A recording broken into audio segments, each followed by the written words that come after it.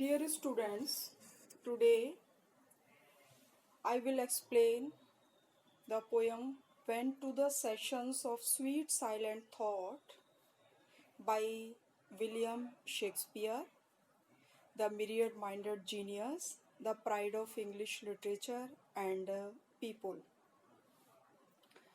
The poem Went to the Session of Sweet Silent Thought is commonly called Remembrance. The sonnet is addressed to a young man of rank whose identity has not been definitely established. Here, the poet pays him the handsome compliment that he has only think of his friend, that all his miseries and losses are forgotten. First, I read lines of our poem Went to the Sessions of Sweet Silent Thought. Went to the sessions of sweet silent thought, I summon up remembrance of things past. I sigh the lack of many a thing I sought, and with old woes new veil my dear times waste.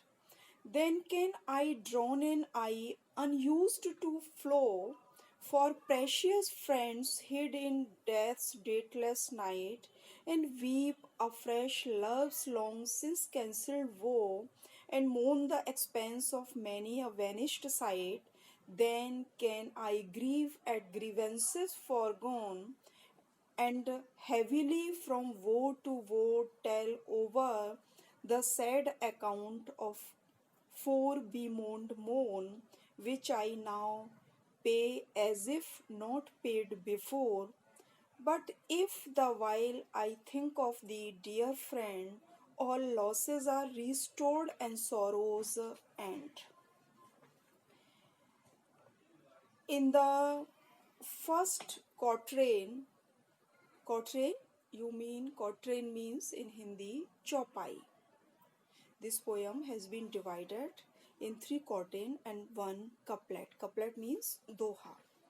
In the first quatrain of the sonnet, the poet says that when he reflects on the past memories, he mourns many things which he wished but he could not attain, he could not get. In this quatrain, in this line, we get journal lamentation. Through this line, the poet tries to convince people that all our wishes are never fulfilled. We do not get all that we wish. It is the nature of human being that he never satisfies. The result is that when we think of such things, we are full of sorrow. In this way, we renewed our old sorrows. Time, that is leveler, does not make any difference between rich and poor, high and low. Everything becomes prey of its destructive power. In these 4 lines, the poet expresses his grief for many a thing that he wished but he could not get. And in the next quatrain, in the next 4 lines, the poet says that although he is not habitual of shedding tears, but tears roll down in his eyes when he goes in the past and thinks of his friend who have been snatched away by the time.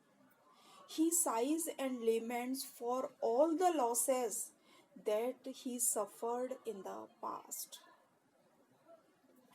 In the next 4 lines, in other words, in the third quatrain, the poet thinks about his dead friends and weeps.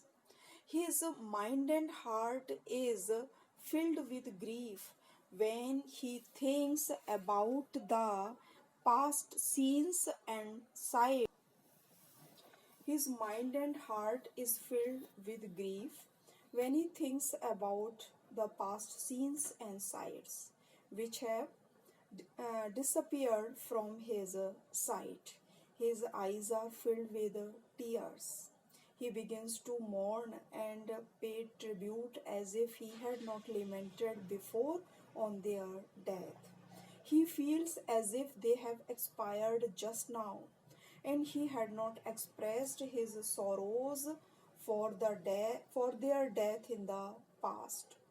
When he recounts his past sorrows with heavy heart, as if they have expired just now, and feels as if his sorrows are renewed.